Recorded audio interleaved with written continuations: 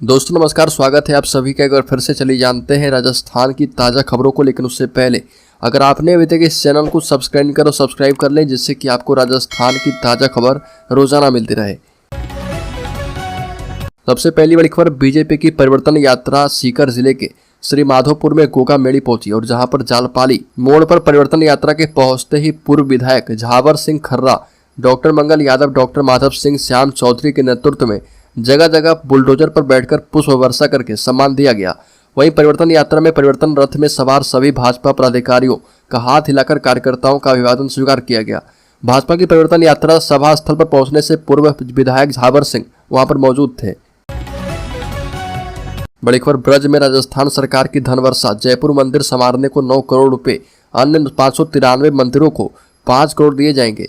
ब्रज में राजस्थान के राजाओं द्वारा स्थापित किए गए कई मंदिर हैं और इनकी देखरेख राजस्थान सरकार का देवस्थान विभाग करता है। देवस्थान विभाग की मंत्री शकुंतला रावत 2 दिवसीय दौरे पर ब्रज पहुंची और यहाँ गोवर्धन, मथुरा और वृंदावन में दर्शन करके देवस्थान विभाग के द्वारा संरक्षित मंदिरों का निरीक्षण किया। और बैठक के दौरान ये निर्णय किया गया कि ब्रज के 593 मंदिरों के लिए 5,93,000 रुपये पूजा सेवा और ठाकुर जी की पोशाक के लिए आवंटित किए गए हैं।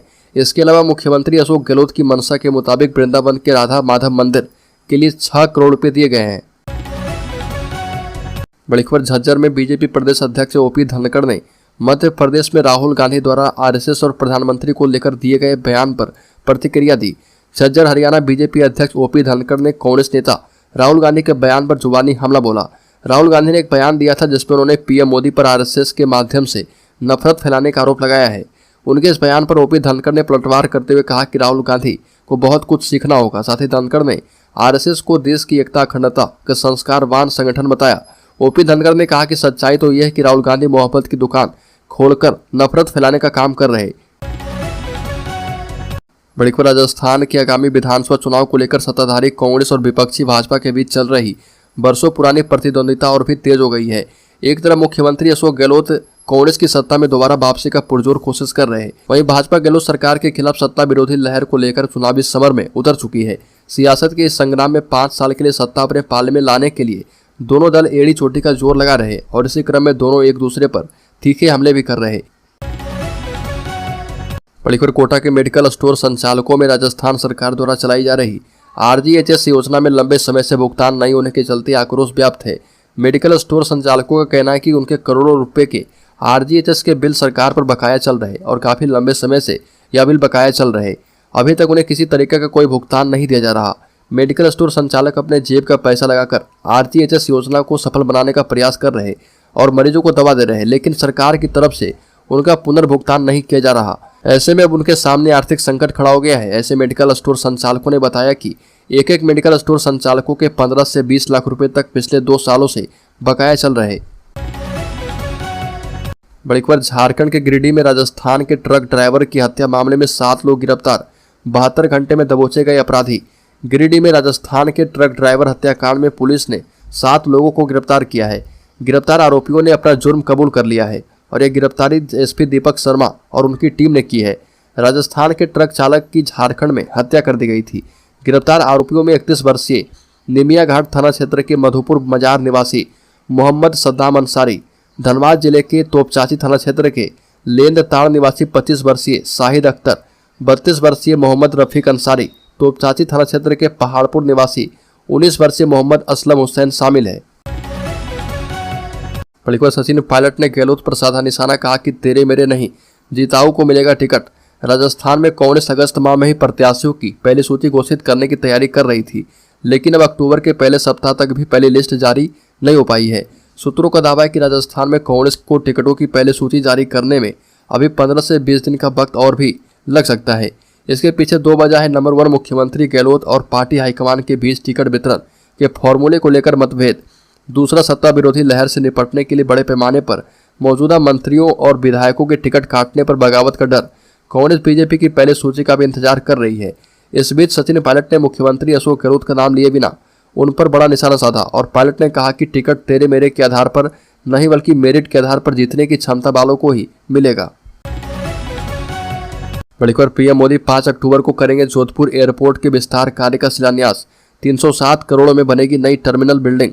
राजस्थान का दूसरा बड़ा शहर जोधपुर पर्यटन सामरिक व्यवसायिक दृष्टि से महत्वपूर्ण है और देशी विदेशी सैलानियों का लगातार यहाँ पर आना जाना लगा रहता है। जोधपुर का एयरपोर्ट अब विश्व के चुनिंदा एयरपोर्ट में शामिल है। 92 साल पुराना एयरपोर्ट देश का सबसे पुराना एयरवेज है और अब 350 करोड़ रुपए की लागत से नए टर्मिनल बिल्डिंग भी बनाई जा रही है। उसके बाद इस एयरपोर्ट पर एक साथ 12 विमान अपरोन पर खड़े हो पाएंगे।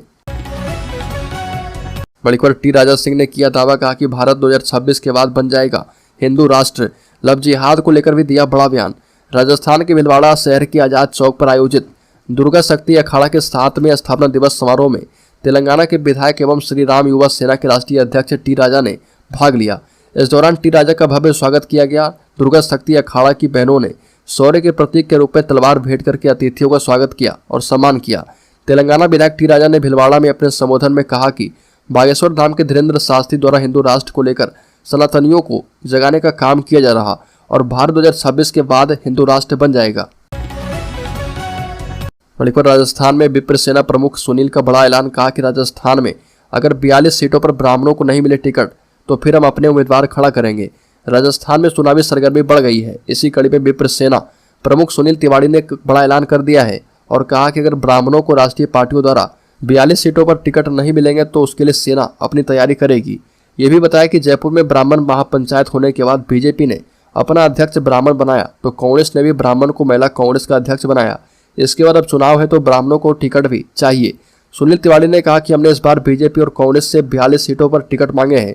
मुझे चुनाव नहीं लड़ना है, लेकिन ब्राह्मण प्रत्याशियों को मैदान में उतारना है, क्योंकि जो लोग हमारे साथ खड़े हैं अब उनके लिए भी उतरना होगा।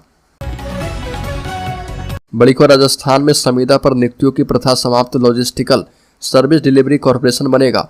राजस्थान सरकार ने आचार संहिता लगने से पहले कुछ बड़े फैसले किए हैं और अब प्लेसमेंट एजेंसियों से संविदा कार्मिक लेने की प्रथा समाप्त होगी। Rajasthan logistical service delivery corporation का गठन होगा और राजस्थान के मुख्यमंत्री अशोक गहलोत की अध्यक्षता में हुई बैठक में कार्य प्रभावित कार्मिकों को पदोन्नति के अवसर मिलेंगे और सेवा नियमों में संशोधन किया गया है। सोलर प्रोजेक्ट के प्रति भी लोगों को जागरूक करते हुए उन्हें भूमि आवंटन दिया जा रहा। बड़ी खबर करणी सेना ने की राजपूत समाज से मुख्यमंत्री चेहरा घोषित करने की मांग, विरोध की दी चेतावनी।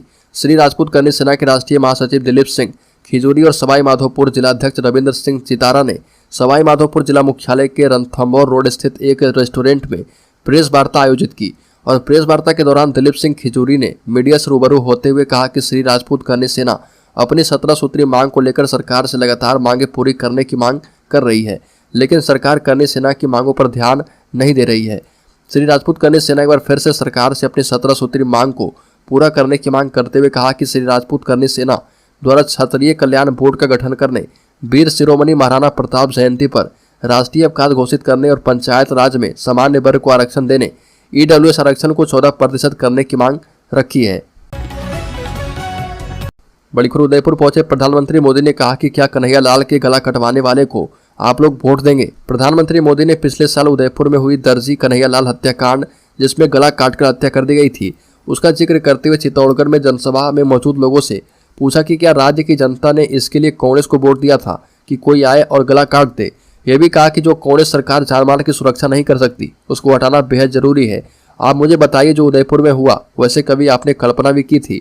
कपड़े सिलाने के बहाने लोग आते हैं और गला रेत कर चल जाते हैं। प्रधानमंत्री ने कहा कि कांग्रेस द्वारा बनाए गए विकास विरोधी माहौल के कारण कोई भी तीज त्योहार राजस्थान में शांति से मना पाना संभव नहीं है और यह राजस्थान में पीएम मोदी की एक सप्ताह में दूसरी जनसभा थी। प्रधानमंत्री मोदी ने कहा कि कांग्रेस तुष्टीकरण करती है और कांग्रेस सरकार को इसमें भी वोट बैंक की चिंता सताती है।